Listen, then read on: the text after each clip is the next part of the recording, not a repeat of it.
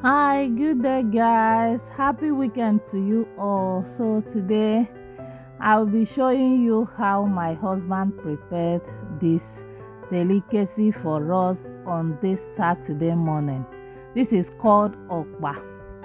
It's a food that originated from eastern part of Nigeria, Nsukka to be precise, but it's widely known in all part of Nigeria because of its nature.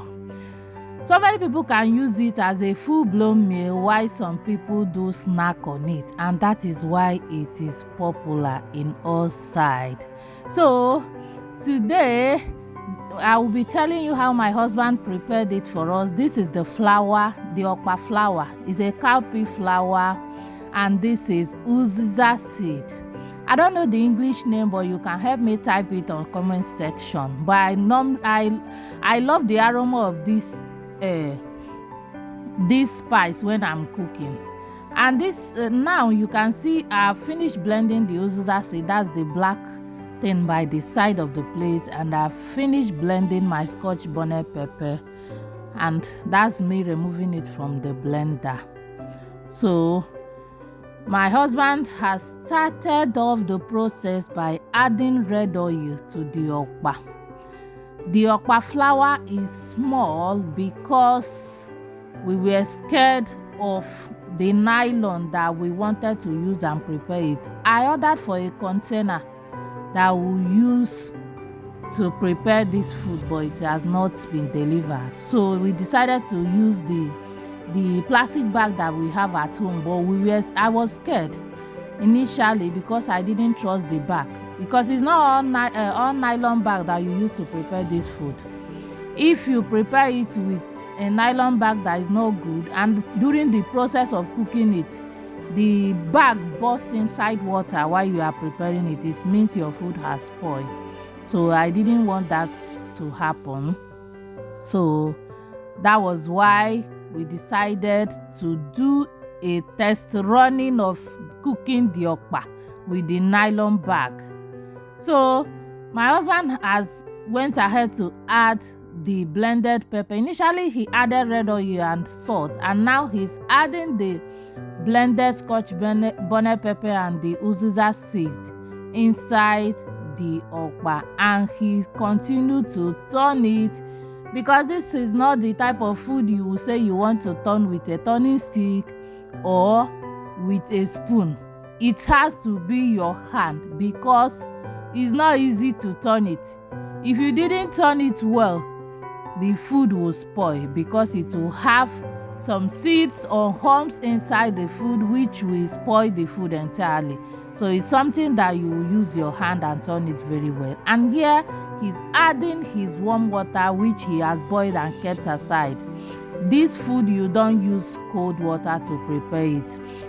It has to be warm water or hot water, depending on which one you are comfortable with, but it shouldn't be cold water. That is the rule, because once you put cold water inside it, it's going to spoil your food. And as he added the water, he continued turning it. He's just adding the water to get the thickness of what he wants. And as you can see, he's adding the water a bit by bit. And that is how you are going to do it, in order not to get so many of seeds inside your okpa. Once it has seed, it wouldn't give you what you want again. So that is why he's putting in his water bit by bit. Guys, I'm happy. I'm happy this morning because today is Saturday morning, as I said earlier, and I had a lot of house chores to do. And my husband offered to help me prepare breakfast. So I was happy because it was a relief for me. I had other things doing. I need to do the laundry, I need to lose the children's hair, and I need to do other house chores. And he decided to give me a helping hand to prepare the breakfast. So I was very happy, and I thank him for doing that. So here he's testing the salt to see if the salt he has added so far is okay before he starts tying up the okpa inside a plastic bag. So this is the first section because the food is in section by section. So here he has gotten the thickness or the thickness he wants, and now he's going ahead to tie it inside a plastic bag. And as you can see, there is a pot of boiling water that is ready waiting for the okpa to come in. You don't want to put your okpa inside a cold water and start heating it up, because if you do like that, your okpa is going to settle and form compartment inside the water. So after cooking it, you will see the bottom part of it will be very hard. Meanwhile, the upper part of it will be watery. So that is why it is important that you have a boiling water already on fire before you finish tying it, so that as you are tying it, you are throwing it inside boiling hot water. And look at it, guys, look at it. So he threw the okpa after tying it inside the nylon into the boiling hot water. The first one he tied, he doubled the leather because I was scared that the leather would burst inside water. But after tying the first one, he told me that the nylon is strong, so he will go ahead to use one of the plastic bags for each instead of using double one, because he thinks the plastic bag is strong. So look at him, he continued to tie the okpa so that all of them will enter inside each plastic bag before he now put it inside water and continue cooking it. So guys, have you eaten this okpa before, or you have seen people eating it? This is how it is being prepared.